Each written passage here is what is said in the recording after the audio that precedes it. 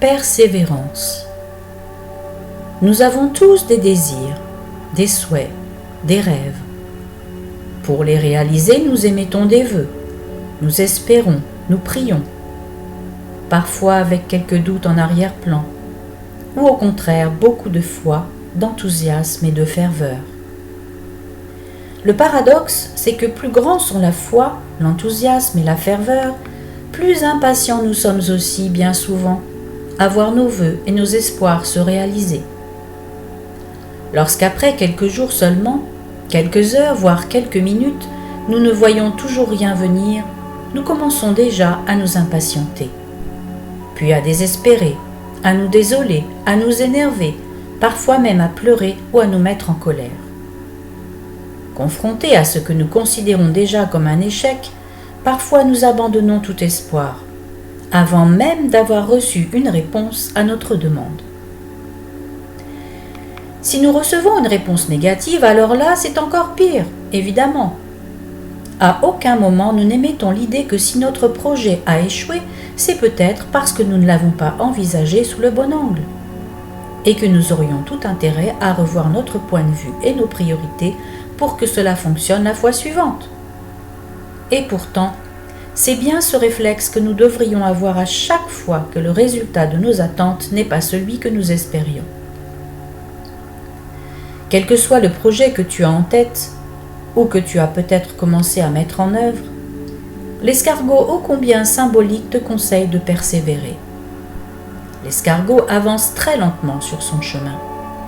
Il est probable que s'il avait dans l'idée de donner rendez-vous 1 minute plus tard, 100 mètres plus loin, à ce joli papillon en train de voleter de fleur en fleur, il aurait de quoi s'énerver à son arrivée sur place.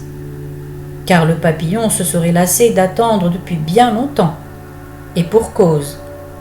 Imagine la frustration du papillon en train d'attendre pendant des heures que l'escargot parvienne jusqu'à lui, lui qui aime tant papillonner de fleur en fleur.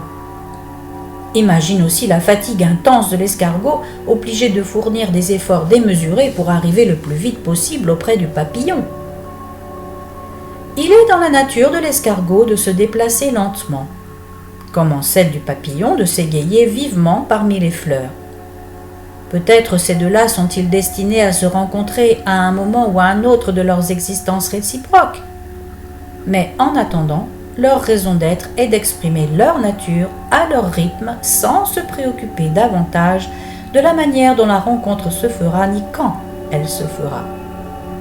Si toutefois par ailleurs ce rendez-vous est prévu par l'univers et censé se révéler bénéfique à l'un comme à l'autre.